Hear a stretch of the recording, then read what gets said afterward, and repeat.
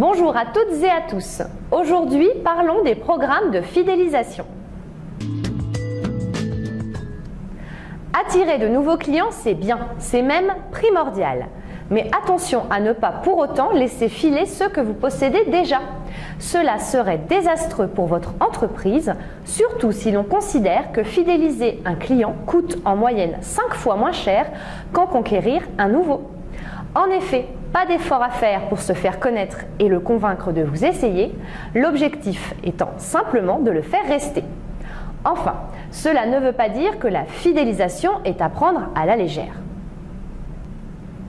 Il est primordial de faire comprendre à vos clients actuels qu'ils comptent pour vous et ne pas leur faire penser que leur longévité dans l'entreprise est pour eux un désavantage.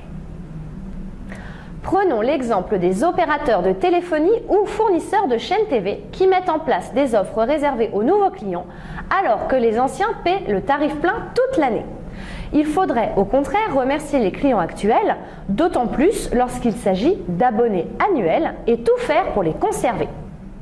Les programmes de fidélité sont le plus souvent matérialisés par une carte de fidélité. Divers outils viennent ensuite informer le client des privilèges dont il bénéficie. Email, courrier, SMS, etc. Suivant les entreprises, il peut y avoir un programme de fidélité unique.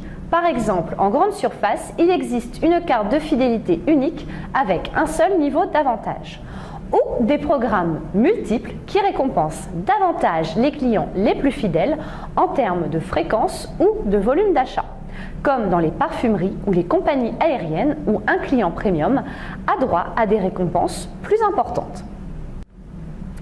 Les programmes de fidélité sont souvent organisés selon 3 axes, appelés les 3 R. Récompense, programme transactionnel, reconnaissance, identification et personnalisation, et enfin romance, valeur, histoire, attachement. Mettre en place un programme de fidélité est un excellent moyen pour retenir ses clients, créer un lien privilégié et une relation avec vos clients, les réactiver, les faire monter en gamme ou les faire consommer davantage. En effet, plus ils consomment, plus ils ont de points de fidélité ou de réduction, donc plus ils sont tentés de consommer à nouveau pour utiliser leurs avantages. C'est un cercle vicieux ou vertueux, selon le point de vue. Conquérir de nouveaux clients, ces derniers savent qu'ils ont tout intérêt à devenir vos clients plutôt que d'aller chez vos concurrents, car chez vous, les clients sont bien traités et bénéficient d'avantages réguliers. Récolter des données, contacts ou comportements d'achat. Il est important de savoir ce qu'attendent vos clients. Un suivi ou une relation privilégiée, des prises de contact permettant de savoir comment ils vont et si les produits leur conviennent, comme le font certaines banques, ou encore des courriers à l'image de ceux envoyés par Costa Croisière à tous leurs clients après le naufrage du Concordia pour les rassurer et les remercier de maintenir leur confiance à la marque. Des offres régulières sur le prix, des récompenses en fonction de leur régularité d'achat, de la reconnaissance, etc., etc. Suivant le secteur, les pratiques sont différentes. Généralement, les compagnies de transport, ferroviaires ou aériennes, offrent des points, plus connus sous le nom de miles, échangeables contre des voyages par exemple. Cela les incite donc à consommer davantage pour utiliser leurs points. Les commerces locaux, type coiffeurs, salons de beauté ou encore restaurants, offrent des prestations gratuites ou des réductions au bout d'un certain nombre de visites. Par exemple, la 10e coupe de cheveux offerte. Les grandes surfaces, en revanche, ont pour la plupart mis en place des programmes de fidélité grâce auxquels un pourcentage de réduction est systématiquement accordé aux porteurs de la carte de fidélité pour l'achat d'un produit de marque de distributeur. Parfois, ce pourcentage est cumulé en cagnotte sur la dite carte de fidélité et permet une réduction lors d'un achat ultérieur. Avec la crise, les gens recherchent de plus en plus les bons plans. Les programmes de fidélisation sont une façon de leur offrir ce qu'ils attendent. Offrir des réductions est une excellente chose. Mais attention aux programmes de fidélité fantômes qui n'apportent pas de réel intérêt et qui ne sont qu'un moyen pour les enseignes de collecter de la donnée. Ces types de programmes sont peu appréciés. Un client qui présente sa carte à chaque passage sans jamais bénéficier d'aucune offre se lassera.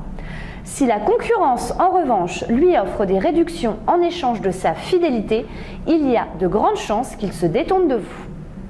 Attention aussi à ne pas tomber dans l'excès et mettre à perte des sommes faramineuses dans les programmes de fidélité. En effet, il s'agit d'un investissement. Vous financez des réductions et des cadeaux à vos clients, non pas juste parce que vous les aimez bien, mais parce qu'en retour, vous souhaitez qu'ils continuent à acheter chez vous. Dans la même idée, vous n'allez pas rembourser à chaque fois 100% des achats de vos clients pour les fidéliser, sinon vous ne gagnerez pas d'argent. Même si vous voulez fidéliser vos clients, votre objectif reste de faire des profits.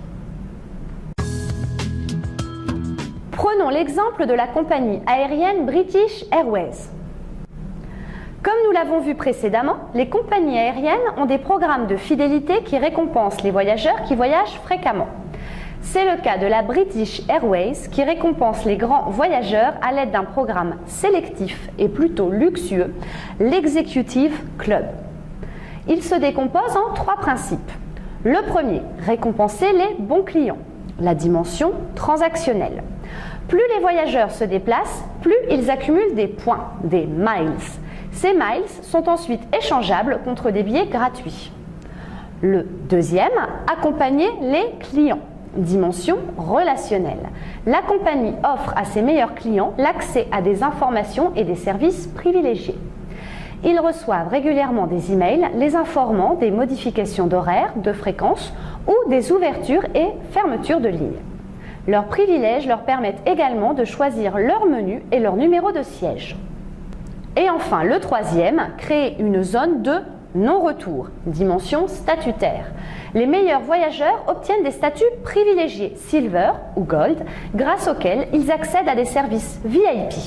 Priorité sur les listes d'attente, comptoirs d'enregistrement réservés, salons privés, suppression des attentes dans les halls bondés, etc., etc.